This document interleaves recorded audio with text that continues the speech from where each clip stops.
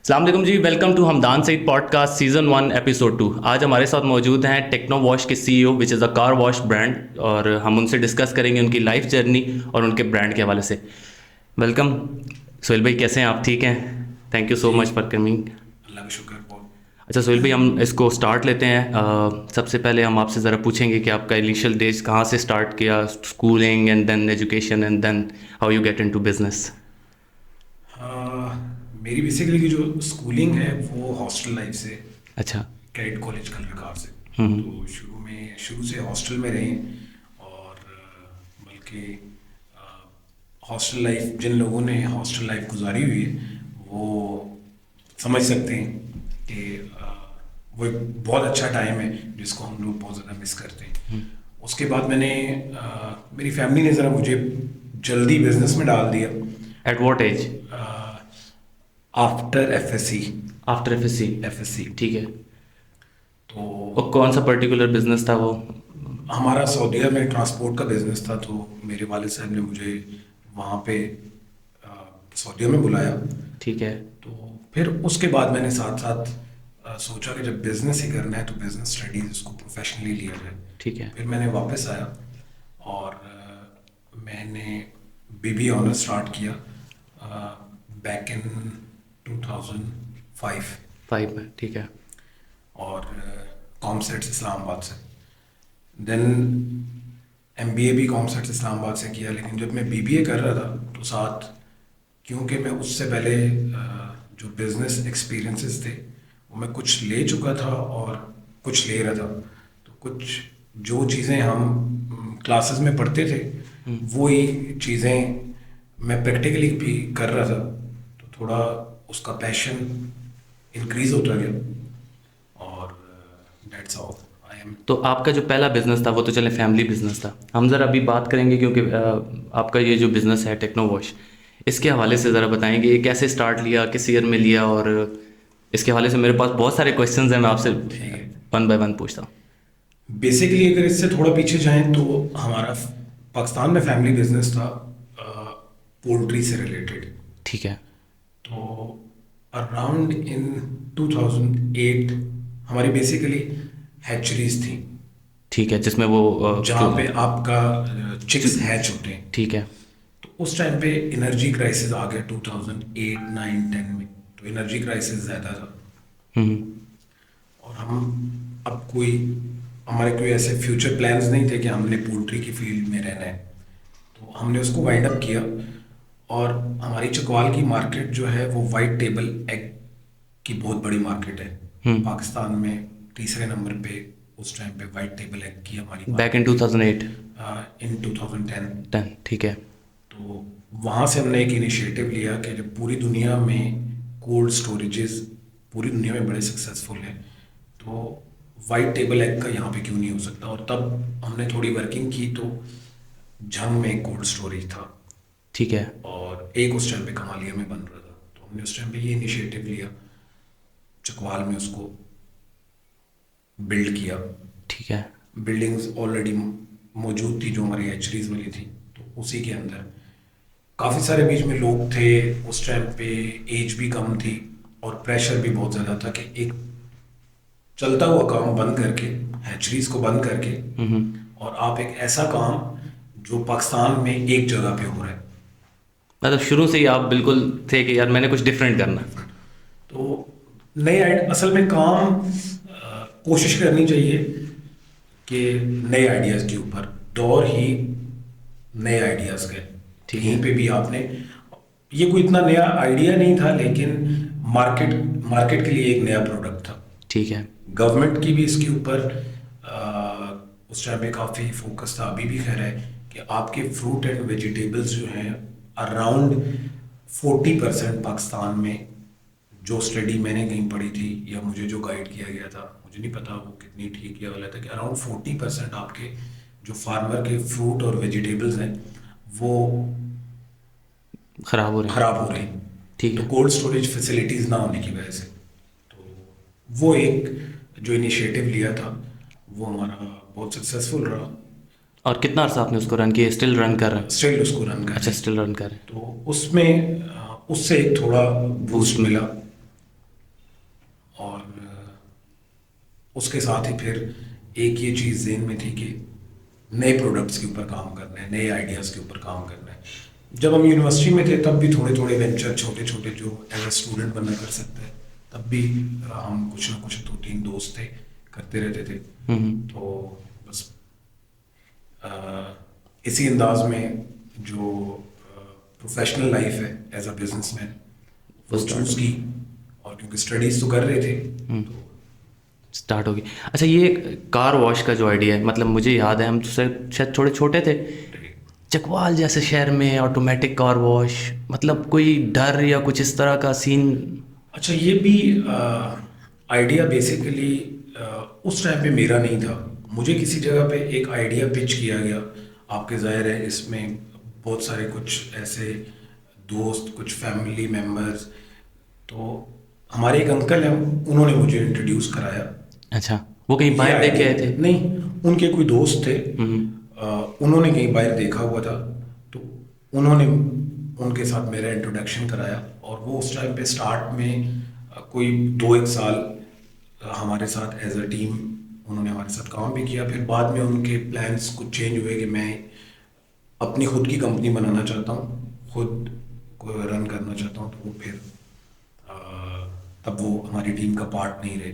ठीक है। Basically idea वहाँ से इनिशिएट हुआ, लेकिन मेरे लिए ये था, ऑफ कोर्स उस टाइम पे जब ये स्टार्ट किया था तो तब भी बहुत ज़्यादा बैरियर्स थे, बहुत ज़्यादा लोगों की तरफ से भी था कि ये एक ऐसी चीज़, मतलब आप इस पे शायद पैसा ज़ाया कर रहे हैं।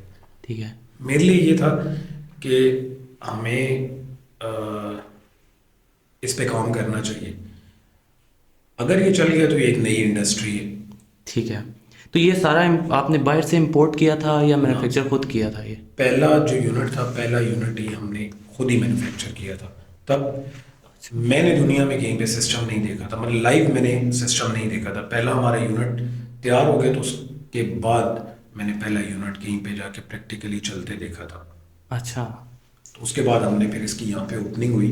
आपने चकवाल ही क्यों चूज़ किया? वाल यहाँ 2-3 वजूहत थी। यहाँ पे हमारी, हम क्योंकि खुद बैठे हुए थे, ठीक है। हम उस पर फोकस ज़्यादा कर सकते थे, क्योंकि वो टाइम था जब बहुत ज़्यादा इसके ऊपर आर एन डी के लिए काम या चाहिए वक्त था, बहुत ज़्यादा चाहिए था। ठीक है। तो वो चकवाल से बेहतर हम किसी और जगह पे नहीं दे सकते थे। ठीक है। तो फिर यहाँ पे हमारे पास रिसोर्सेज ज़्यादा थे, ठीक है। अपनी जगह थी, अपनी जगह पे हमने फैक्ट्री लगाई। उसमें भी अगर टेक्निकली देखा जाए तो ऑफ कोर्स अब क्योंकि हमारा नेटवर्क पूरे पाकिस्तान में है, इवन पाकिस्तान से बाहर भी हम लोग एक्सपोर्ट कर रहे हैं, तो बहुत जगह पे ये क्वेश्चन मुझे फेस करना पड़ा कि आपने चकवाल ही क्यों चूज़ किया। आप लाहौर करते, कराची करते, फैसलाबाद करते, गुजरावाला करते। ये 3-4 शहर ऐसे हैं कि जहाँ पे आपको रॉ मटेरियल की अवेलेबिलिटी काफ़ी ज़्यादा होती है। लेकिन अगर शायद हम वहाँ करते तो हम इतना फोकस ना कर सकते होते। ठीक है, और मुझे एक बात बताएं कि ये सारा पहली मशीन बनाने में आपको टाइम कितना लगा, और मतलब? अराउंड कोई 1.5 साल लगा था। अच्छा, 1.5 साल पहली लगा। मशीन। और अभी इस टाइम पे आपने पूरे पाकिस्तान में कितनी मशीन्स हैं? अराउंड 55-60 यूनिट्स हमारे लगे हुए हैं। और आपने कहा कि अब्रॉड भी है, अब्रॉड कहाँ पे है? अफगानिस्तान। अच्छा, अफगानिस्तान में। अफगानिस्तान में भी। अच्छा, नाइस नाइस नाइस, मतलब चकवाल का ब्रांड अफगानिस्तान में भी एग्जिस्ट करता है। अच्छा सोहेल भाई, आपके बारे में ना एक चीज़ जो मुझे बहुत पसंद है, क्योंकि मैं पर्सनली जानता हूँ, ये है कि आप चीज़ों को ब्रांड बनाना जानते हैं। ठीक है, तो आपको इस पूरे प्रोसेस को कंप्लीट स्ट्रक्चर बनाने में कितना टाइम लग गया था? क्योंकि मोस्टली स्ट्रक्चर नहीं बन पाता और एक्सपेंशन नहीं हो पाती। जब ये स्टार्ट किया था तो तब शायद मुझे नहीं पता था कि मैं, आप आपका जब विजन हो और आपको पता हो कि मैंने प्रोडक्ट को इम्प्रूव करना है, आपको ऑटोमेटिकली कुछ ऐसे लोग मिलते हैं, कुछ ऐसे दोस्त मिलते हैं। और आप अगर रूटीन वर्क में भी देखें तो आपको, आप कहीं नॉर्मली भी जाके बैठे तो आप अगर काम करने वाले आप लोग हैं तो आपको कहीं ना कोई आइडिया लाजमी पिक होता है। ऐसे ही है। मुझे भी इसी तरह दोस्त मिले। फिर मेरी एक कोशिश ये होती है कि जो काम जिसका है वो ही करे। मतलब ऐसा नहीं हो सकता कि आप जब टेक्नो वॉश देखते हैं तो शायद वो मेरा नाम अब उसके साथ एसोसिएट हो गया। तो लेकिन बैक एंड पे काफ़ी लोग काम कर रहे हैं। हाँ, वो आपको मुझे आइडिया है और फैक्ट्री हमारी एंड। हमारी कोशिश भी ये होती है कि जो जिस काम में प्रोफेशनल है वो ही उसको हैंडल करे। ठीक है। डायरेक्शन ऑफ कोर्स डायरेक्शंस देनी होती हैं, लेकिन अ, फिर एक दूसरी चीज़, ब्रांड बेसिकली तो आपकी आइडेंटिटी है। ठीक है। लोगों के जहन में उस नाम के अकॉर्डिंगली वो जो क्वालिटी है, ये एक जर्नी थोड़ी लंबी होती है। एक एक प्रोडक्ट को ब्रांड बनने में टाइम लगता है, क्योंकि उसमें अगर कुछ फैक्टर्स हैं, जिसमें पहला फैक्टर है क्वालिटी। ठीक है। आप बहुत अच्छी वर्किंग कर लें, बहुत अच्छा ब्रांड बना लें, लेकिन क्वालिटी आप नहीं देंगे तो वो ब्रांड नहीं बन सकता। तो वो पहली चीज़ तो क्वालिटी है। क्वालिटी के बाद उसमें बहुत सारे, पाकिस्तान में क्या लोग वाकई क्वालिटी पे कॉम्प्रोमाइज़ करते हैं? ये बेसिकली एक अलग डिबेट है। देखें आप हम हमेशा ब्रांड्स की बात करते हैं, हम हमेशा गोरे की बात करते हैं। गोरे को एक आर्ट आ गई है जो हमें अभी सीखनी है, या शायद हम उस प्रोसेस में, या हम उसको सीखना नहीं चाहते। जिन लोगों ने सीखा है उन्होंने, वो कामयाब है, हमारे पास वो ब्रांड है। बेसिकली आप एक प्रोडक्ट बनाते हैं, उसकी कॉस्ट आपको आती है, फर्ज करें 10 रुपये। 10 रुपये, ठीक है। गोरे ने बनाई है, उसको भी कॉस्ट आई 10 रुपये। जो उस प्रोडक्ट की कॉस्ट है वो दोनों को सेम आई, दोनों ने बहुत अच्छी क्वालिटी दी। हमने उसके बाद इसकी पैकेजिंग पे फर्ज करें 2 रुपये लगा दिए, गोरे ने वहाँ पे 5 रुपये लगाए। हम उस प्रोडक्ट को, उसकी सेलिंग प्राइस हमने रख दी 15-16 रुपये, 17 रुपये। गोरे ने उसकी सेलिंग प्राइस रखी 50 रुपये। उसने अपने प्रोडक्ट को पोजीशन ही वहाँ पे किया, अपनी उस पैकेजिंग और ब्रांडिंग से, कि हमें वो प्रोडक्ट खरीदते हुए अच्छा लगता है, हमें उस पर पैसे भरते हुए, और हमें लगता है कि इसकी क्वालिटी अच्छी है। अब कुछ टाइम बाद जो जो कंपनी इसको 15-16 रुपये में बेच रही थी, वो कहीं ना कहीं अपनी कॉस्ट कटिंग करेगी, और वो क्वालिटी में ही करेगी, क्योंकि उसका जो मेजर पोर्शन है, वो जो 10 रुपये कॉस्ट आई है, वो वहाँ से उसको कोशिश करेगा मेरी कॉस्ट 9 रुपये आए, 8 रुपये आए, 7 रुपये आए। अल्टीमेटली जो क्वालिटी है वो कंप्रोमाइज होगी। और जो कंपनी उसको 50 रुपये में बेच रही है, वो कभी भी उसके प्रॉफिट शेयर्स में कोई ख़ास फर्क नहीं आएगा, अगर वो कभी इस तरफ सोचेगा भी नहीं कि मैंने क्वालिटी को कॉम्प्रोमाइज़ करना। कंप्रोमाइज़ करना है, उस चीज़ को नहीं सोचेगा। क्योंकि उसको जहाँ वो उसको लाइक 35 रुपीज़ उसको उसका नेट प्रॉफिट है, तो अगर उसको वहाँ पे 36 हो गए या 37 हो गए, तो उस पर मेरे ख्याल से कोई फ़र्क नहीं पड़ेगा। इसलिए वो अपनी मार्केटिंग कैंपेन्स एग्रेसिवली करता है। और जो भी एक हायरार्की में जो चीज़ें चल रही होती हैं, मैनेजमेंट उसकी ऑफ कोर्स अच्छी होगी, नेटवर्क उसका अच्छा होगा। कभी कोई उसके पास इनफ मनी है कि वो अपने स्ट्रक्चर को भी साथ चला सके। चला सकता है। हम लोग तो फिर वो एक्सपेंसेस मीट करने के उसमें। हाँ बिल्कुल। अच्छा, coming back to Techno Wash, ठीक है। पाकिस्तान में लोगों को अब थोड़ा सा क्रेज़ आ गया जब से सोशल मीडिया एंड इस तरह के प्रोडक्ट्स हैं। टेक्नो वॉश में एक तो कार वॉश है, उससे हट के आप क्या क्या सर्विसेज दे रहे हैं? बेसिकली तो हम लोग मैन्युफैक्चरर हैं। हमारे लिए एक चीज़ जो शुरू में मुश्किल थी,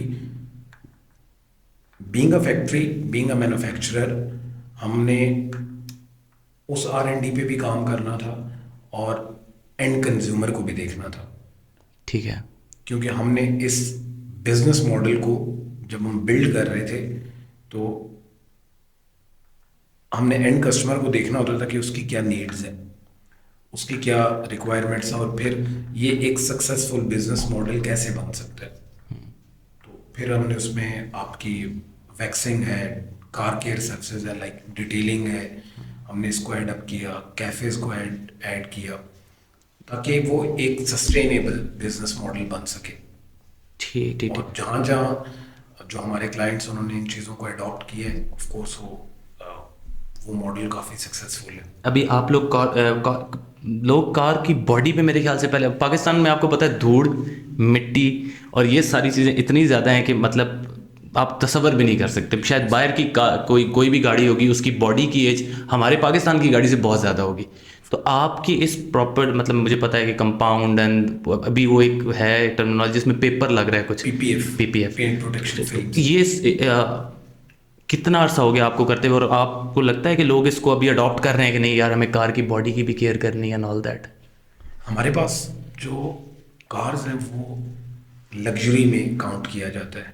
ऑफ कोर्स आपकी जो वैल्यू है जितनी तेज़ी से इंक्रीज कर रही है, बेसिकली इस सेगमेंट में जब हम आ गए और हमें इस चीज़ का एहसास हुआ कि कार केयर इंडस्ट्री में बहुत ज़्यादा गैप है। आप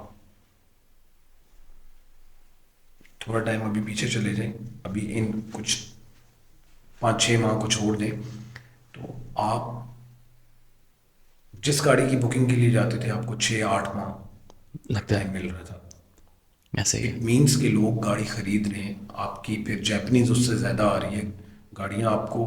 आप किसी शहर में चले जाएं, तो छोटे से छोटे शहर में चले जाएं, शहर में गाड़ी की पार्किंग आपको नहीं मिलेगी। ये तो है। इट मीन्स लोग पाकिस्तान में एक गाड़ियां देख के कह रहे होते हैं कि यार पाकिस्तान में भूख नहीं है। बिल्कुल ऐसे ही। लेकिन आप इसके अकॉर्डिंगली अगर देखें तो जो कार केयर इंडस्ट्री है उसमें बहुत ज़्यादा गैप है। इवन इस फील्ड में आने से पहले मुझे भी नहीं पता था कि अगर मेरे पास कोई डार्क कलर की गाड़ी है तो उसको रेगुलरली पॉलिश करना चाहिए, वैक्स होनी चाहिए उसको। वैक्स एक प्रॉपर जी, कोई अपने पेंट को मेंटेन तो करना है। ठीक है। आपकी इतनी ज़्यादा कंटेमिनेशन है एनवायरनमेंट में, जब गाड़ी आप इतनी हाई स्पीड से ड्राइव कर रहे हैं तो वो कंटेमिनेशन कहीं ना कहीं आपकी गाड़ी को हिट कर रही है, जिसकी वजह से आपके सोल मार्क्स और बिल्कुल ऐसे ही। आपको फिर उस पेंट की करेक्शन की ज़रूरत होती है। तो ये पॉलिशेस वैक्सेस हम इससे पहले यही समझते थे कि अगर हमने गाड़ी को एक शैम्पू वॉश दे दिया तो बस। अच्छा, शैम्पू वॉश भी अभी कहीं आके स्टार्ट हुआ है? इससे पहले तो शैम्पू वॉश भी नहीं था। वो लोकल किस्म के वो होते हैं स्टेशंस, वहाँ पे उस एक ही कपड़े से मेरे ख्याल से 800 गाड़ियाँ धुल रही हैं। तो मुझे कोई बता रहा था कि उससे भी बहुत गाड़ी के उस पेंट अच्छा, मेरे एक कॉन्सेप्ट हमें बड़ा टाइम लगा अपने कस्टमर्स के जहन से निकालने में। हमारा काफ़ी सारे कस्टमर या इवन आप हैं तो फिर आपके कुछ रिलेटिव्स ऐसे होंगे जो बायर होंगे, तो कभी समटाइम वो आपके साथ आते हैं। हमें बहुत ज़्यादा ये क्वेश्चन आता था कि बायर जो मैनुअल कार वॉश है उसकी प्राइस ज़्यादा है और ऑटोमेटिक कार वॉश की प्राइस कम है। तो बायर जो मैनुअल वॉश है उसको वो अच्छा है इसलिए वो महंगा है। हम डायरेक्टली इसको रिलेट करते थे क्योंकि मैनुअल कार वॉश की प्राइस बायर ज़्यादा है। अच्छा, बाहर की कंट्रीज में? बाहर की कंट्रीज़ में मैनुअल कार वॉश की प्राइस ज़्यादा होती है, ऑटोमेटिक की प्राइस कम होती है। तो हम ये समझते थे कि शायद मैनुअल कार वॉश की क्वालिटी अच्छी है। ऑफ कोर्स बाहर इसमें मेथड्स होते हैं, आप कौन सा मेथड अप्लाई कर रहे हैं। समटाइम 2 बकेट 3 बकेट मेथड्स होते हैं। तो लेकिन मैं वहाँ ऑटोमेटिक कार वॉश की प्राइस इसलिए कम होती है कि आप पर डे जो उनकी वॉशिंग की स्पीड्स होती हैं वो वहाँ पे ऐसे सिस्टम्स हैं जिनमें 100 कार्स पर आवर। अच्छा, 100 पर आवर वॉश हो रही होती है। And what's your speed? आपके सिस्टम की क्या स्पीड है? 50 to 60 cars easily per hour हमारी मशीन से कैपेसिटी है। अच्छा, ठीक है।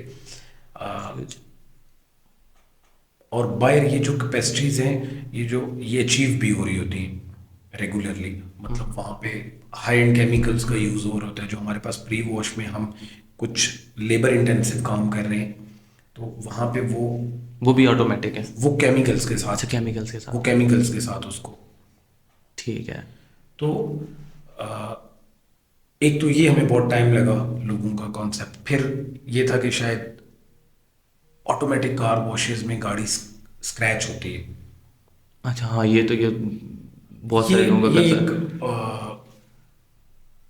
ओल्ड स्कूल थॉट्स थे कि अराउंड लेट 80s में या स्टार्ट 90s में, तब जब ऑटोमेटिक कार वॉशेस होते थे तो उसमें नाइलॉन ब्रशेस यूज़ होते थे, सॉफ्ट नाइलॉन ब्रशेस यूज़ होते थे। तो अगर कंपनीज उसमें ये कहती थी कि अगर इसकी जब लाइफ ख़त्म हो जानी है तो उसके बाद शायद ये स्क्रैच कर सकता है। अब तो टेक्नोलॉजीज बहुत ज़्यादा चेंज हो गई हैं, अब फोम ब्रशेज आ गए, अच्छा। सवाल ही नहीं पैदा होता। वो ना पानी को एब्जॉर्ब करते हैं ना डस्ट को एब्जॉर्ब करते हैं। सही है। इसकी वजह से जो गाड़ी को स्क्रैच है या स्वेल्स है। अच्छा सुनील भाई, एक बड़ी इंपॉर्टेंट चीज़ मैं आपसे पूछूंगा, कार वॉश में एक चीज़ देखी जाती है कि पानी बहुत ज़्यादा ज़ाया होता है। क्या आपके ऑटोमेटिक सिस्टम में, जो दूसरा मैनुअल सिस्टम है, ऑटोमेटिक सिस्टम में क्या इसमें पानी कम लगता है? और क्या गवर्नमेंट की, वाकई पाकिस्तानी गवर्नमेंट की प्रिकॉशंस हैं या ऐसे रूल्स हैं कि एक सिस्टम इतना पानी यूज़ कर सकता है पर डे, या कुछ इस तरह कुछ रूल्स हैं? जब पीटीआई की गवर्नमेंट आई थी तो उस टाइम पे एक दफ़ा बहुत ज़्यादा सख्ती हुई, और ये वासा की रिपोर्ट थी कि जो मैनुअल कार वॉश है, अगर वो रेगुलरली गाड़ी को वॉश कर रहा है तो 500 लीटर्स अ कार पानी 500 लीटर्स 500 लीटर्स एक गाड़ी की वॉश? एक गाड़ी के ऊपर आपका पानी यूज़ होता था। और और इसकी कोई रिसाइकलिंग नहीं है इस पानी की? कोई रिसाइकलिंग नहीं है।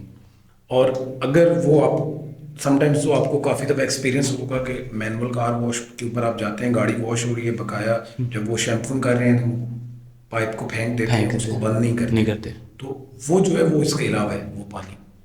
अच्छा।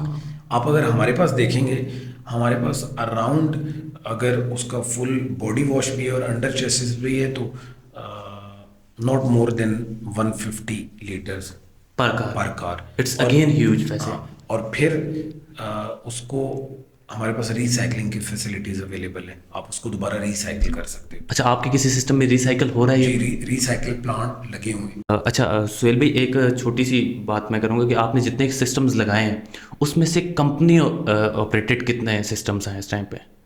टेक्नो वॉश के डायरेक्ट जो कंपनी ऑपरेटेड साइट्स हैं, जो हमारी फ्रेंचाइजेज हैं, वो चकवाल है, ठीक है। देन DHA2 के बाहर है मेन GT रोड के ऊपर, और देन पेशावर रोड G15 के बाहर। ठीक है। डायरेक्टली कंपनी ऑपरेटेड है और ये हमारी फ्रेंचाइजेज है। ठीक है। और आपने जो सिस्टम सेल किए हैं उसमें यह है कि आप मेंटेनेंस उनकी आप देखते रहते हैं या आफ्टर सेल्स सर्विस? मेंटेनेंस, उसके अलावा किसी को भी कोई कंसल्टेंसी चाहिए, बिजनेस मॉडल के ऊपर चाहिए, तो वो एनी टाइम हमें अप्रोच कर सकते हैं। इवन जिस तरह हम अपनी फ्रेंचाइजेज रन कर रहे हैं, हमने कभी भी मतलब अगर वो ट्रेनिंग्स देना चाहें, अपने मैनेजर्स को ट्रेन करना चाहें, तो any time we are open. अच्छा, मैंने पिछले दिनों देखा कि बहुत सारे गिलगित के बॉयज़ आपके इस वाले टेक्नो वॉश पे काम कर रहे थे यार, फिर वो आपने उनको ट्रेनिंग के लिए बुलाया था? ट्रेनिंग के लिए बुलाया हुआ। गिलगित में एक साइट जा रही है, तो वहाँ पे थर्ड पार्टी यूनिट है, हमने थर्ड पार्टी को एक सिस्टम वहाँ पे दिए, तो वो उनके स्टाफ को फिर हम अकोमोडेशन, ट्रेनिंग्स, वो सब कुछ हम लोग प्रोवाइड करते होते हैं ताकि पूरा बिजनेस मॉडल वो एब्जॉर्ब करे। और जब वहाँ पे जाएं तो मशीन ऑफ कोर्स गाड़ी तो जितनी मशीन उन्होंने सब सेम क्वालिटी पे उन्होंने वॉश करनी है, लेकिन अगर आपके पास ट्रेन स्टाफ नहीं होगा तो आप वो प्रोफेशनल सर्विसेज जो एक कस्टमर की परसेप्शन होती है जिसके लिए वो आपके पास आया है, शायद फिर वो डिलीवर करना थोड़ा सा मुश्किल होता है। तो इसलिए हम लोग कोशिश करते हैं कि हम लोग जब सिस्टम स्टार्ट होने से पहले हम प्रॉपर आपके स्टाफ को ट्रेन करें। अच्छा, ट्रेनिंग की बात चल रही है, हमारे यहाँ बिजनेसेस में ट्रेनिंग्स नहीं दी जाती। मतलब कि आप ये देखें कि एक सेलमैन ने कभी भी जाके किसी न्यू प्रोडक्ट की, बहुत कम कंपनीज हैं वो, आप जिस तरह इसमें कह सकते हैं कि फार्मास्यूटिकल कंपनीज या बैंक्स ट्रेनिंग्स दे रहे हैं, ट्रेनिंग ना देने से क्या आपके बिजनेस पे बहुत इम्पैक्ट पड़ता है? क्योंकि दुनिया किस जगह पहुंची हुई है, हमारे यहाँ तो मेरे ख्याल से सैमसंग लॉन्चिंग पे भी बस किसी भी ब्लॉगर को उठाते हैं और बैठा देते हैं। तो ट्रेनिंग्स कितनी इंपॉर्टेंट हैं इस सारे स्ट्रक्चर को मेंटेन करना? ऑफ कोर्स बहुत ज़्यादा मैटर करते हैं। इवन हम लोग खुद भी इस चीज़ में शायद काफ़ी लैग करते हैं। यहाँ पे शायद हम लोग या हम जैसे और बहुत सारे जो बिजनेसमैन हैं, कुछ नई इनोवेशंस आ रही हों, कुछ नई ट्रेनिंग्स हो, नए प्रोडक्ट हो, तो हम लोग थोड़ा रेजिस्ट करते हैं कि अगर हमने इन स्टाफ को उन ट्रेनिंग्स पे भेज दिया तो वो जो 2-3 दिन उधर ट्रेनिंग पे जाएगा तो हमारे पास काम कौन करेगा। हालांकि जब वो उधर से किसी इनोवेशन पे काम करके आएगा, नए प्रोडक्ट्स के ऊपर काम करके आएगा, तो ऑफ कोर्स जब हमारे पास दोबारा आएगा तो हमारी प्रोडक्टिविटी बहुत ज़्यादा इंक्रीज होगी। लेकिन हम वो जो 2-3-4 दिन की उसकी ट्रेनिंग है, उस गैप को यहाँ पे फिल करने के लिए हम उस डर से कि ये जो गैप यहाँ पे हमारे पास बन जाएगा, 3-4 दिनों के लिए हमारे पास काम नहीं करेगा, हम उस डर की वजह से इस चीज़ में बहुत ज़्यादा लैग करते हैं, अपने स्टाफ को ट्रेनिंग्स के लिए नहीं भेजते। ट्रेनिंग्स, इनोवेशन, इस चीज़ के ऊपर काम होना चाहिए। और हमारे पास तो इनोवेशंस तो बेसिकली होती हैं डेवलप्ड कंपनीज में जो लीड कर रहे हैं, जो दुनिया को लीड कर रहे हैं। सही मायनों में तो इनोवेशंस उनके पास है, इनोवेटिव प्रोडक्ट्स उन्होंने इंट्रोड्यूस करने थे। हम लोगों ने तो जस्ट जो डेवलप्ड कंट्रीज हैं उनको कॉपी करना है, अपने पास पेस्ट कर देना है। क्योंकि अभी हमारे पास तो बहुत ज़्यादा गैप है, बहुत ज़्यादा। तो हमारे पास देखा जाए तो बिजनेस करना आसान है। आपने अपने कल्चर के अकॉर्डिंगली, अपनी नीड्स के अकॉर्डिंगली एक प्रोडक्ट को डिसाइड करना है।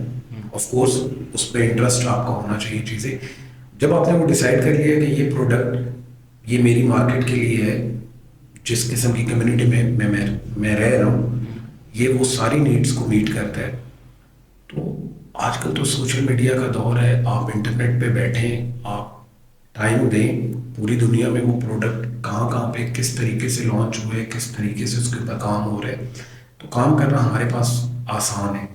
अब आपकी बात बिल्कुल ठीक है, पर आपके ख्याल में आपको नहीं लगता कि यहाँ पे बिजनेस कंसल्टेंसी फर्म्स होनी चाहिए जो आपको थोड़ा सा गाइड कर सकें कि यार ये बिजनेस अगर पर्टिकुलर करना चाहते हैं तो what are the legal matters, what are the procedures, because nobody knows.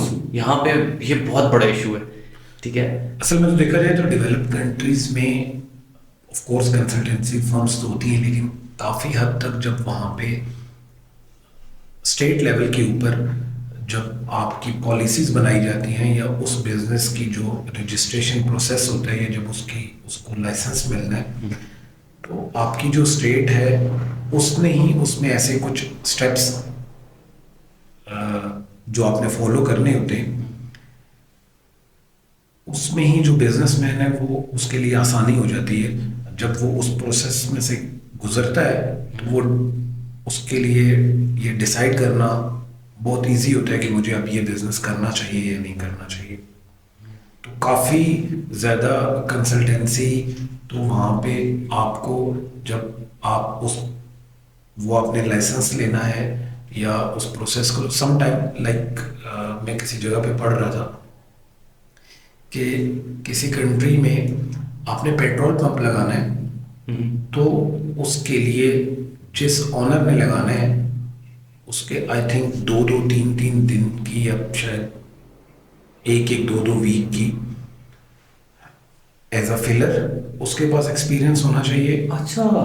As a petrol pump जो कैशियर है उसका उसके पास एक्सपीरियंस होना चाहिए। एज अ अकाउंटेंट उसके पास एक्सपीरियंस होना चाहिए। और इवन जब आपके जो ये ऑयल टैंकर्स आते हैं तो आप उनको जब अनलोड करते हैं तो उससे पहले आपने उनको चेक करना होता है और आपने अपने टैंक्स जो अंडरग्राउंड टैंक्स होते हैं उनको जब फिल कराना होता है तो आपको इन सारे कामों का एक्सपीरियंस होगा तो आप पेट्रोल पंप लगाते हैं।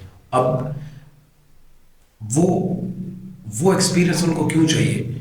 जब आपके पास वो एक्सपीरियंस होगा more confident while doing business। तो आप सबसे पहले तो आपकी ग्रिप अच्छी होगी, अपने बिजनेस के ऊपर आपकी ग्रिप अच्छी होगी। और जब आप अकाउंट्स में बैठे होंगे या एज अ कैशियर बैठे होंगे तो आप बहुत सारी चीज़ें डिसाइड कर सकते हैं कि रिस्क एंड रिवॉर्ड जो रेशियो है आप उसको बहुत इजीली ऑब्जर्व कर सकते हैं। ठीक है। और उसके अकॉर्डिंगली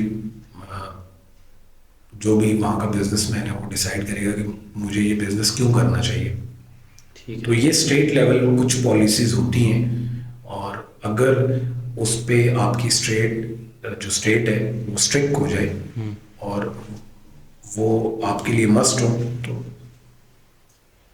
That's बहुत सारी रिस्पॉन्सिबिलिटीज तो आपकी वहाँ पे ही हो सकती है। हो सकती अच्छा सुहेल भाई, टेक्नो वॉच से हट के कौन कौन से ब्रांड ओन करते हैं, ज़रा बताएं, क्योंकि यू आर, आपके बारे में कहा जाता है कि आप किसी भी चीज़ को ब्रांड बना देते हैं। हाँ, टेक्नो से पहले तो पहले जो ब्रांड था वो हमारा एक कोल्ड स्टोरेज है, जान्याल कोल्ड स्टोरेज के नाम से। ठीक है। टेक्नो वॉश के अलावा जिसको ब्रांड कह सकते हैं, जिसको भी हम ब्रांड बनाने की कोशिश कर रहे हैं, और इंशाल्लाह थ्रू आउट पाकिस्तान आप कुछ टाइम में उसको देखेंगे कि हम उसका जो नेटवर्क है उसको बढ़ाने जा रहे हैं। फूड स्टोरी अच्छा, फूड स्टोरी। चकवाल में क्योंकि कैफ़े नहीं था, ठीक है। और बीइंग अ बिजनेसमैन मुझे वो एक मार्केट ऐसी नज़र आ रही थी कि यहाँ पे कैफ़े की नीड है। हमारे लोग ऑलरेडी बहुत ज़्यादा अवेयर्ड है क्योंकि हम कैपिटल के बहुत करीब हैं,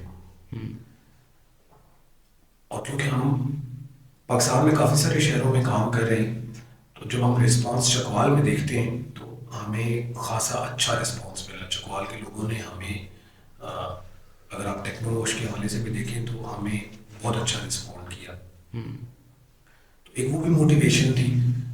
कुछ हमारी अपनी नीड्स भी थी कि हमारे पास वहाँ पे एक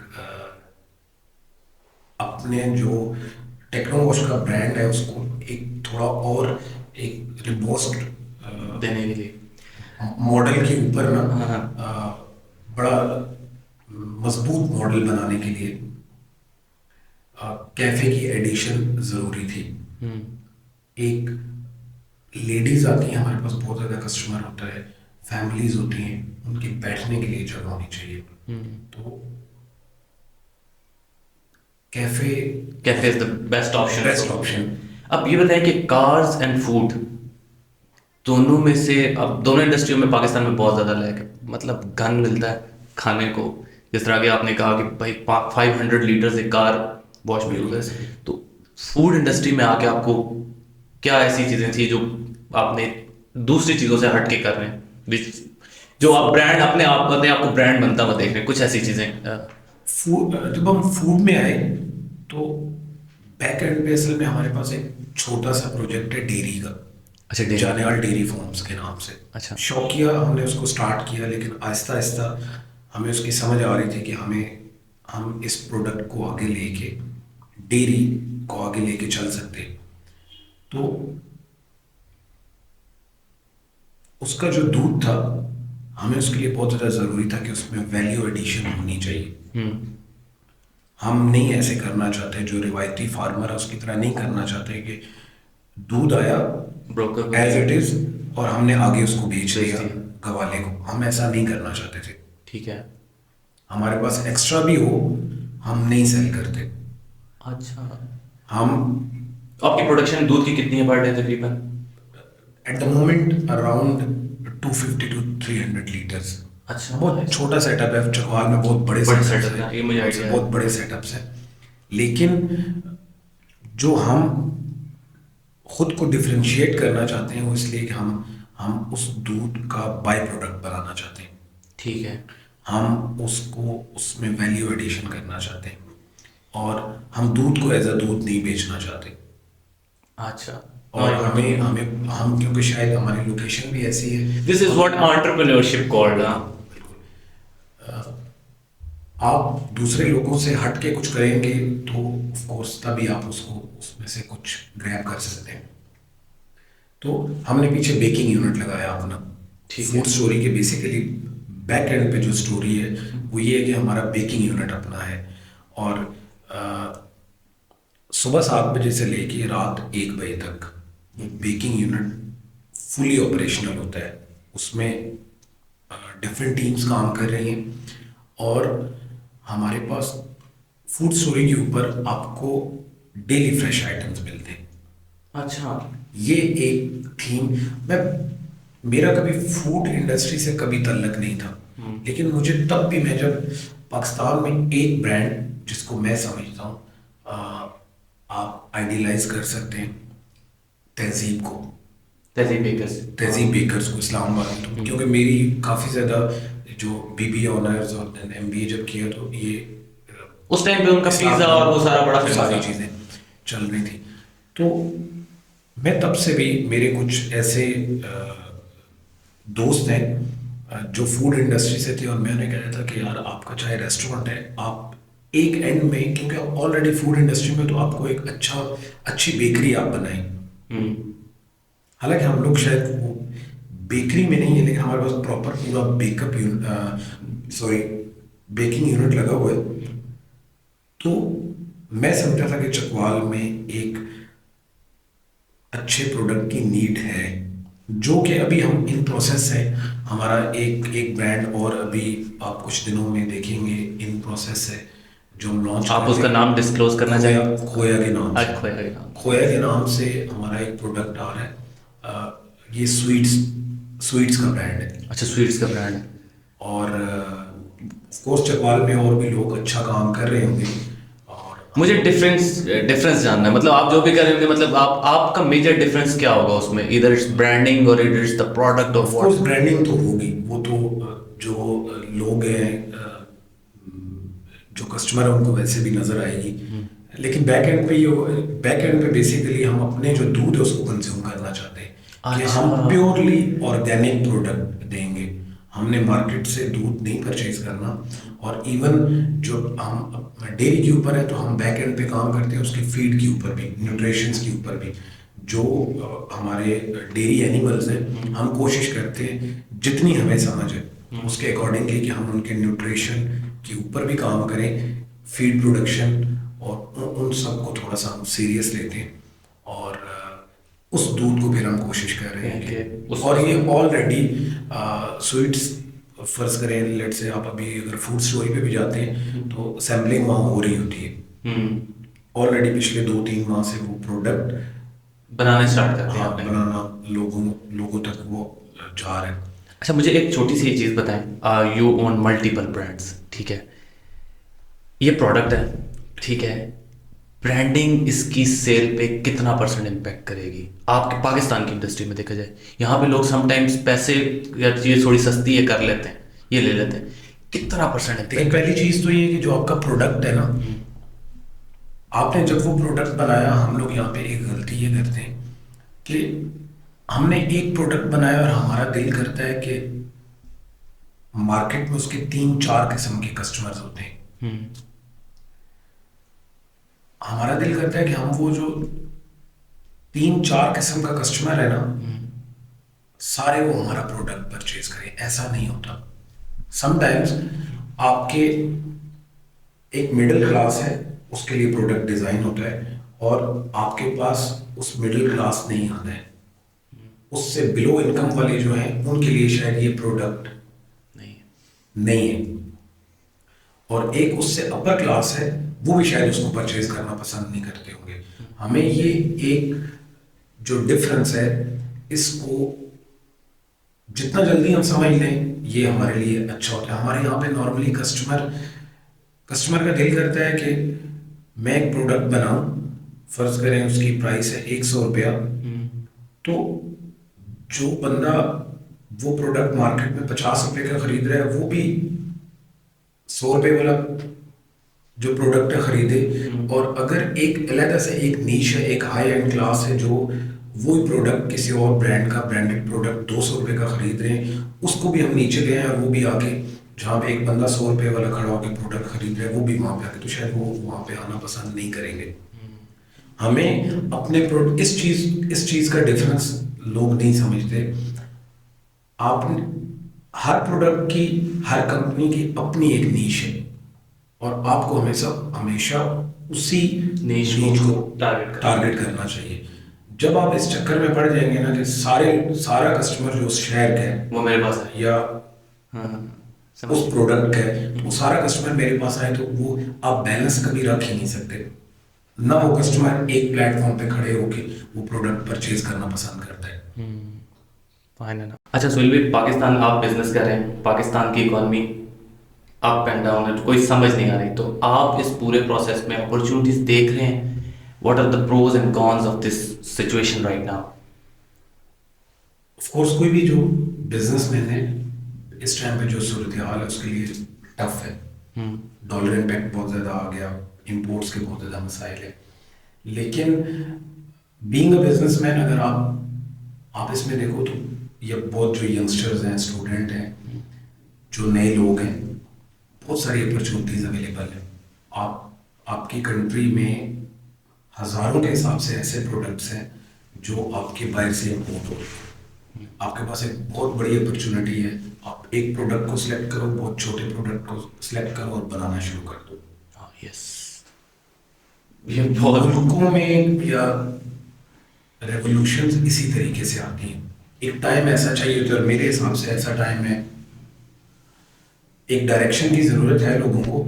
लेकिन अगर इस चीज़ ये लोगों के जहन से इस टाइम पे निकाल दिया जाए ना कि जो प्रोडक्ट्स लोग के हैं उसको परमानेंटली बैन कर दें, ताकि हमारे लोगों के जहन से खदशा निकल जाए कि दोबारा कल से इंपोर्ट होना शुरू हो जाएगा, ताकि हमें पता होगा ये चीज़ अब हमें खुद ही प्रोड्यूस करनी है। और फिर हमें शायद नहीं ब्रेनस्टॉर्मिंग होगी और वो बहुत अच्छे, शायद अच्छे प्रोडक्ट भी बन जाए। बहुत अच्छे प्रोडक्ट्स देखें जो हमारे साथ इंडिया है, एक तरफ चाइना है, हम जैसे इन्वायरमेंट है, हम जैसी ज़मीन है, हम जैसे लोग हैं, हम जैसा कल्चर है, रूल कर रहे हैं पूरी दुनिया में। आप दोनों को देख लें, चाइना को भी देख लेंगे। ऑफ कोर्स आबादी बहुत ज़्यादा है, बहुत सारी चीज़ों में उनको बहुत ज़्यादा एज है, लेकिन हमसे बहुत ज़्यादा छोटे मुल्क हैं और वो बहुत सारे ऐसे प्रोडक्ट्स बना रहे हैं जो ऑल अराउंड द वर्ल्ड वो एक्सपोर्ट करते हैं।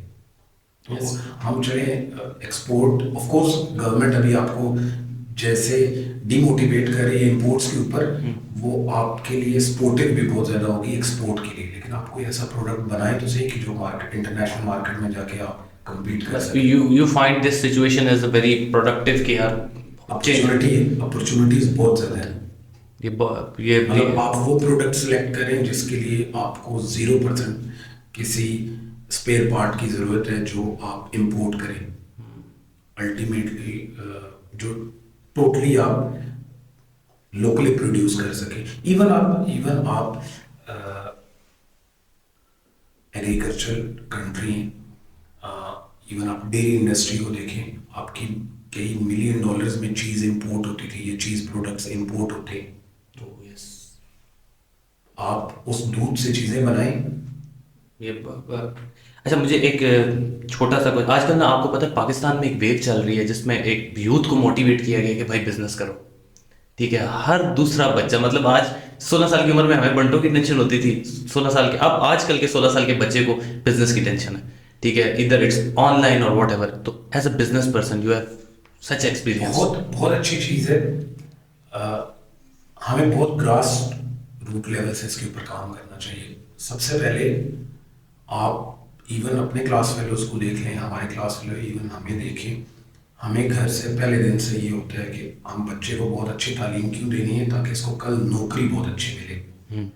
जब आप इतने इंजीनियर्स पैदा कर रहे हैं, इतने मैकेनिकल हैं, इतने इलेक्ट्रिकल हैं, इतने जिनको मैनेजमेंट के आप कोर्सेज करा रहे हैं, लाइक बिजनेस स्टडीज आप करा रहे हैं, और उसमें से इवन क्योंकि मैंने खुद बिजनेस स्टडीज़ की हैं और इवन बीबी ऑनर्स में, देन मास्टर्स में शायद 1-2 स्टूडेंट्स होते थे, जब कभी टीचर पूछता था कि आपने अपना बिजनेस करना है तो 1-2 स्टूडेंट्स के हाथ खड़े होते थे, वरना मेरे ख्याल में शायद मेरा ही होता था। अच्छा। और किसी का हाथ नहीं खड़ा होता था, वो सारे के हमने जॉब करनी है। तो जब आप बिजनेस स्टडीज में ही बिजनेसमैन नहीं तैयार कर रहे, तो आप कैसे शिकवा कर सकते हैं अपने मुल्क से कि वो आपको इतनी जॉब्स कैसे देगा, इतनी जॉब्स कैसे क्रिएट होगी। एक सर्वे में पढ़ा था कि हर साल 55 लाख बच्चे पैदा होते हैं पाकिस्तान में, and it's the highest in Asia after Afghanistan. India में हमसे कम है, बांग्लादेश में हमसे कम है। इतनी जॉब्स नहीं हो सकती। नहीं पॉसिबल नहीं है। तो ये बड़े, मतलब चाहे घर से, चाहे हमारे जो इंस्टीट्यूट है वहाँ से मोटिवेशन की ज़रूरत है, और कि आप अच्छी तालीम लें, लेकिन इसलिए नहीं कि आपने नौकरी ही करनी है। क्या आप इसमें समझते हैं कि बिजनेस कम्युनिटी भी शायद इसमें लैग कर गई है। अब आगे बिजनेस कम्युनिटी बिजनेस मतलब स्टार्टअप्स को प्रमोट कर रही है, वरना एक 80 साल का बाबा अपने पैसे लेके बैठा रहा है, उसने नहीं दिया किसी यंगस्टर्स को यार तू इन्वेस्ट कर। आजकल स्टार्टअप्स में इन्वेस्टमेंट्स हो रही है। आप क्या समझते हैं किस तरह की ऐसे इनिशिएटिव्स होने चाहिए? जिस तरह अगर लेट सपोज आप कोई जो पॉडकास्ट देख रहा है हमारा and he has very good idea, can he come up to you and pitch that idea? Of course any time we are open.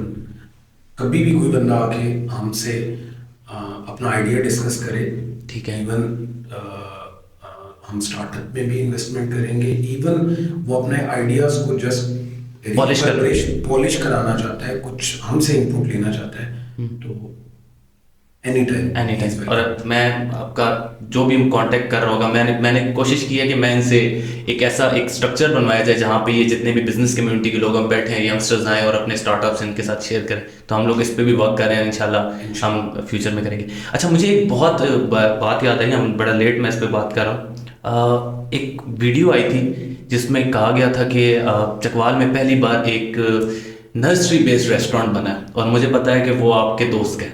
अब मुझे ये बताएं कि ये किस तरह आइडिया आया, पहले पाकिस्तान में नहीं था ये?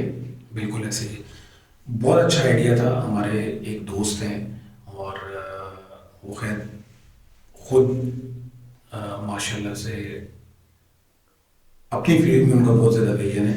उन्होंने एक restaurant cum nursery cum restaurant बागबान के नाम से अच्छा, उन्होंने स्टार्ट किया और एक बहुत अच्छा इनिशिएटिव था।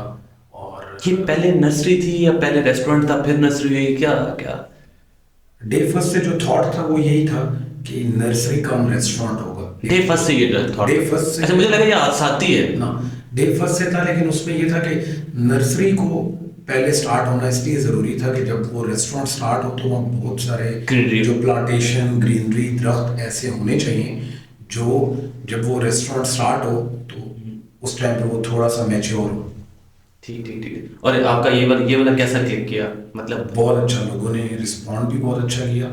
और मुझे याद है कि न्यूज़ चैनल्स वगैरह ने उन दिनों में काफ़ी कवर किया, बहुत ज़्यादा न्यूज़ चैनल्स ने उसको कवर किया और एक मोटिवेशन भी अच्छी थी।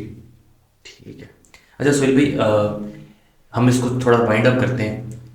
मुझे बताएं कि पाकिस्तान में लुई विटॉन जैसे ब्रांड्स ये कब बनना स्टार्ट होंगे? क्योंकि यार you are master in branding, मतलब आप ब्रांडिंग पे कभी भी कॉम्प्रोमाइज़ नहीं करते, और आप ये भी मैं आपसे जानना चाहूँगा कि ब्रांडिंग का इम्पैक्ट कितना रहता है किसी भी प्रोडक्ट पे या जो भी आप बेच रहे हैं। तो पाकिस्तान में ये कब बनेंगे और क्या ऐसी इनिशिएटिव्स होने चाहिए कि हमारे यहाँ देखिए, जिस तरह there are so many products in our city as well जो ब्रांड नहीं बन सके पर क्वालिटी बहुत अच्छी। मुझे इस बारे में थोड़ा सा आप इवन देखिए, जब चकवाल का नाम आता है तो रेवड़ी, यस, और हमारे पास यहाँ पे बहुत सारी फैक्ट्रीज हैं यहाँ पे, लेकिन बिक्री भी पूरे पाकिस्तान में होगी। प्रोडक्ट को बेचना कोई कमाल नहीं है, उसकी जो एक आइडेंटिटी है, वो लास्टिंग इम्पैक्ट जो है ना एक लोगों के दिमाग में छोड़ना, वो बहुत ज़्यादा ज़रूरी है। तो काम भी बहुत ज़्यादा अच्छा हुआ है, लेकिन बहुत ज़्यादा गैप है अभी भी। बहुत अच्छे मैं आपको इसमें एक चीज़ बताता हूँ। मैं अपनी कंपनी के लिए ना कुछ हम लोग वो चला रहे थे कि क्या आप जानते हैं चकवाल के हवाले से। तो I called one of the big names in रेवड़ी एंड सेट कि यार आपकी रेवड़ी कितने कंट्रीज़ में जा रही है? दे सेट के more than 100 countries, but we are not selling that product. हमारे सब डीलर्स आगे से बेच रहे हैं, मतलब they were not able to sell their own product in different country. तो ये बहुत प्रीमियम प्रोडक्ट्स भी हमारे पास हैं, बल्कि चकवाल के अलावा कहीं पे भी शायद उस क्वालिटी पे रेवड़ी नहीं बन रही होगी। लेकिन अगर आप जो ब्रांडिंग कंटेंट है उस चीज़ को देखेंगे अभी वो काफ़ी ज़्यादा। देखिए हमारे पास पीनट है, चकवाल का कोई पीनट का ब्रांड नहीं है। ऑलिव्स, हालांकि हम उसके जो प्रोड्यूसर हैं पाकिस्तान में सबसे बड़े हैं और सबसे अच्छी तलगंग में बिल्कुल पीनट फैक्ट्री है, लेकिन जो बड़े सिटीज़ हैं लाहौर या कराची, वो लोग यहाँ से ले जाते हैं और फिर उसकी पैकेजिंग करता हूँ। और मैं कल मैं एक ले रहा था वो पीनट की पैकेजिंग, तो वो शायद 100 रुपीज़ का था। उसमें बहुत थोड़ी सी थी, बिल्कुल। बस उसमें उसकी पैकेजिंग इतनी अच्छी थी कि वो शायद वो आजकल आपको पता है गिफ्ट हैम्पर्स में भी और सर्दियों में वो उसमें इस्तेमाल हो रहा है। सही। तो इस आप चीज़ पे काम करने की बहुत एटलीस्ट, और कुछ भी नहीं तो जो चीज़ें हमारे पास in the form of raw materials हैं उस पर तो काम किया जा सकता है, मतलब उस उन चीज़ों के ऊपर काम होना चाहिए था जो कि नहीं हुआ। और आप समझते हैं कि branding is the major part of your product? कितने परसेंटेज, 100 में से कितने परसेंट ब्रांडिंग को आप देंगे? 90%। 90%। और पाकिस्तान में नहीं देखते। देखिए क्वालिटी, जब आपने ब्रांडिंग में जाना है तो क्वालिटी तो ज़रूरी है, क्वालिटी होगी तो आप ब्रांड बिल्डिंग की तरफ जाएंगे। जब आपने एक वो विजन बना लिया है कि आपने अपने प्रोडक्ट को ब्रांड बनाना है, उसकी ब्रांड बिल्डिंग करनी है, तो उसमें पहला एलिमेंट तो क्वालिटी है।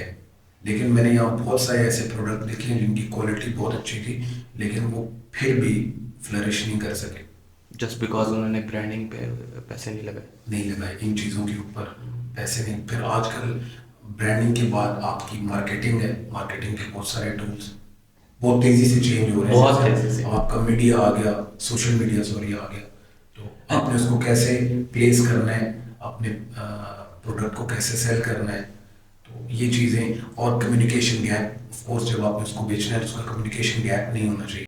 सोहेल भाई, लास्ट क्वेश्चन है, we both are related to real estate, मेरा भी मेजर रियल एस्टेट है, आपका भी अब लगता है मुझे समटाइम्स कि रियल एस्टेट है क्योंकि you are a big name, क्या फ्यूचर देख रहे हैं बड़ा briefly sir? As a businessman as a businessman मैं बड़ा इंपॉर्टेंट समझता हूँ कि आपका कुछ जो पोर्टफोलियो है वो रियल एस्टेट में होना चाहिए। मुझे शौक थोड़ा रॉ लैंड का है तो मैं उस तरफ हूँ, मैं कमर्शियल प्रॉपर्टीज में नहीं हूँ। ठीक है। और But what is the appreciation you are getting in raw land? Because most of the people are not investing in raw land and raw land में अप्रिसिएशन आपको अच्छी तो तब मिलेगी जब ऑफ कोर्स आप उसको एज अ प्रोजेक्ट कभी लॉन्च करते हैं तो ठीक है। ऑफ कोर्स वो फिगर्स वो टाइम बताता है। लेकिन ऑफ कोर्स बहुत अच्छे आप कोई भी अच्छा बिजनेस कर रहे हैं तो मेरे ख्याल में अगर आप प्रॉपर्टी को, रियल एस्टेट को देखें 2-3 साल के लिए अगर आप जैसे छोड़ते हैं तो मेरे ख्याल से आप कोई भी जो बिजनेस कर रहे हैं बहुत सारे बिजनेस से अच्छी अप्रिसिएशन, अच्छे प्रॉफिट। ये हो गए इसके अच्छे पॉइंट्स। मैं थोड़ी सी तल्ख बात करूंगा। एक मार्केट है जिसको हम फाइल मार्केट या वो फेक मार्केट कहते हैं, आपका उसके बारे में 1 लाइनर या 2 लाइनर क्या जवाब है? अच्छा, उसमें मैंने आज तक नहीं इन्वेस्टमेंट की, मतलब कुछ चीज़ें ऐसी थी शायद मैं कभी ज़्यादा उसकी तरफ कन्विंस्ड हो नहीं सका, तो और मैंने उसको बहुत डीपली कभी स्टडी किया नहीं है, तो उस वजह से शायद उसके ऊपर मेरे जो कमेंट्स हैं वो शायद कोई इतने नहीं। ठीक है, अब मुझे एक और बात बताएं कि अब पाकिस्तान में आपको नहीं लगता कि रियल एस्टेट इंडस्ट्री की वजह से हमारी इंडस्ट्री जो दूसरी इंडस्ट्री है जिसमें मैन्युफैक्चरिंग है बेसिकली वो बूम नहीं कर सकी? बिकॉज ऑफ कोर्स आप अगर देखें एक पॉइंट ऑफ व्यू से देखें तो ऑफ कोर्स आपके जो आपकी सोसाइटीज़ लगती हैं, आपका ऑफ कोर्स जो लिविंग स्टैंडर्ड है जो इम्प्रूव हो रहा है शायद वो इन्हीं की वजह से हो रहा है क्योंकि स्टेट लेवल पे हमें वो फैसिलिटीज नहीं मिलती। ठीक है। तो उस गैप को पूरा करने के लिए प्राइवेट कंपनीज आए like Bahria Town, like DHA, there are so many names. तो वो उस गैप को फिल करने के लिए जो स्टेट नहीं कर सकी उन्होंने हमें proper sewerage system, proper roads, जो फैसिलिटीज होनी चाहिए वो हमें मिली और वहाँ पे लोगों को जॉब्स भी बहुत अच्छी जॉब्स आपकी होती हैं। लेकिन अगर आप इसका एक और एलिमेंट देखें तो पाकिस्तान में बहुत सारे लोग मैं ऐसे जानता हूँ कि अगर उनके पास प्लॉट्स लेके छोड़ने की अपॉर्चुनिटी ना होती तो वो आज किसी न किसी इंडस्ट्री में होते, कोई ना कोई फैक्ट्री उन्होंने लगाई होती जिसकी वजह से और 15-20 लोगों को रोजगार मिल जाता। तो ये जो सिंपल हम लोग प्लॉट लेके छोड़ देते हैं, रॉ लैंड ली छोड़ दी, और इतने पैसे दे जाती है कि साल का गुजारा हो सकता है वो देखें ऑफ कोर्स आप अगर जब 2-3 साल बाद उसको सेल करते हैं तो वो जो आपको रिटर्न्स देते हैं, वो प्रॉपर्टीज जो आपको रिटर्न्स देती हैं वो ह्यूज होते हैं, Huge होते हैं। जिस वजह से वो लोग इंडस्ट्री की तरफ कभी नहीं आते। वो लोग उसी में री इन्वेस्ट किया और वो ही उन्होंने अपना प्रोफेशन बना लिया। हालांकि अगर उसको थोड़ा सा डीमोटिवेट किया जाता या उसके लिए कोई प्रॉपर पॉलिसीज होती तो आपकी बहुत सारी छोटी छोटी इंडस्ट्रीज हमारे पाकिस्तान में तो हाउस इंडस्ट्रीज हैं ही नहीं ना होने के बराबर है। देखिए आप इतने इतने बड़े हम लोग इधर चकवाल के एरिया को कंसिडर कर रहे हैं, हमारे पास इंडस्ट्री के नाम पे दोस्त मिले हैं, ठीक है, और वो भी मेरे ख्याल से बाहर के लोगों की हैं। बिल्कुल ठीक है, और कितने लोग उसमें अकोमोडेट, और मोस्टली बाहर के लोग अकोमोडेट हैं। तो ये आपके ख्याल से मतलब पाकिस्तान की, मुझे लगता है कि मैं क्योंकि आजकल रियल स्टेट का ये इतना एक नेगेटिव पार्ट part है है। रियल स्टेट का ना, मतलब जिसकी वजह से हमारी इंडस्ट्री फ्लरिश नहीं होती, क्योंकि हर किसी ने अपना पार्ट तो अदा करना ही है। और सारे देखें पाकिस्तान में this is the only financial known by every person कि जहाँ पे वो फाइनेंशियल मार्केट में इन्वेस्ट कर सकता है, स्टॉक्स हैं। अब तो आगे थोड़ा सा लोगों को अवेयरनेस आ रही है, लोग स्टार्टअप्स में इन्वेस्ट कर रहे हैं, ठीक है। Thank you so much Suhail भाई फॉर कमिंग, और बड़ा ज़बरदस्त रहा है आपके साथ पॉडकास्ट। बस मैं एक उम्मीद जाते हुए आपसे ये करूँगा कि हमारे सिटी के, क्योंकि हमारी ज़्यादा नीच चकवाल में जाएगी, तो जितने भी यंगस्टर्स देख रहे हैं वो अगर आपसे कांटेक्ट करना चाहें तो आप उनकी हेल्प करेंगे, और कोशिश करते हैं हम लोग सारे मिलके कि हम एक ऐसा मीटअप रखें जहाँ पे हम सारे बैठें और discussion. Always welcome, always welcome. Thank you so much. Thank you so much. Thank you. Allah हाफिज़।